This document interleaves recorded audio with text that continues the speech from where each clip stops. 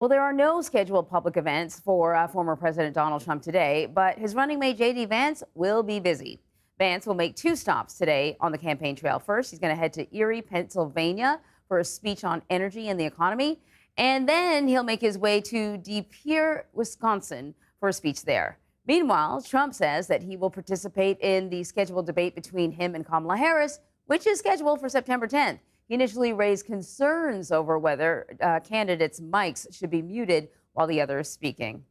CBS News campaign reporter Allison Novelo is joining me now with more on the Trump campaign. So, Allison, we're learning about a dispute between the Trump campaign and Arlington Cemetery officials after Trump's visit on Monday. Recall he was there on Monday because it was also coincided with the date of, what many people have said was a disastrous withdrawal by U.S. troops from Afghanistan and a terrorist bombing at the airport there. But then what was happening at Arlington? What was this dispute about?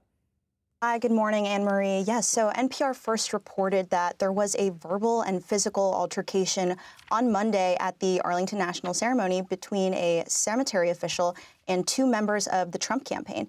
Trump and his staff were at the cemetery for a wreath-laying ceremony honoring 13 service members who died in an attack during the withdrawal of U.S. troops from Afghanistan, as you said.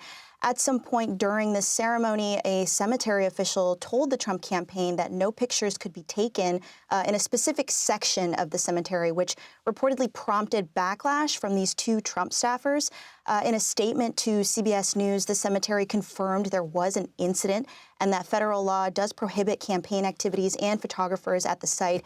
But according to the Trump campaign, there was no physical altercation, and a spokesperson told CBS News the campaign was prepared to release footage of the event to prove it. The campaign also claimed that they received permission to have a photographer present and that the individual who approached them was just having a mental episode. So that's what we know at this time, Anne Marie. Okay, let me ask you about something else. RFK Jr., as we know, he suspended his campaign, but he's still on the ballot in several states. What are we learning? Yeah, well, as we learned on Friday, RFK Jr. is suspending his campaign in about 10 or so states that he considers battleground states where he could essentially be acting as a spoiler candidate that would help Vice President Harris win the election. So far, Kennedy has withdrawn from the ballot in Arizona, Pennsylvania, Texas, Ohio, and Florida. On Monday, a judge ruled to remove him from the ballot in Georgia, pending Secretary of State review. And just yesterday, a judge ruled to kick him off the ballot in Nevada. So at this time, Kennedy is set to appear on the ballot in Michigan, Wisconsin, and North Carolina. And as we know, Michigan and Wisconsin are two of those three blue wall states that Vice President Harris needs to win in November to beat former President Trump. So that's what we know.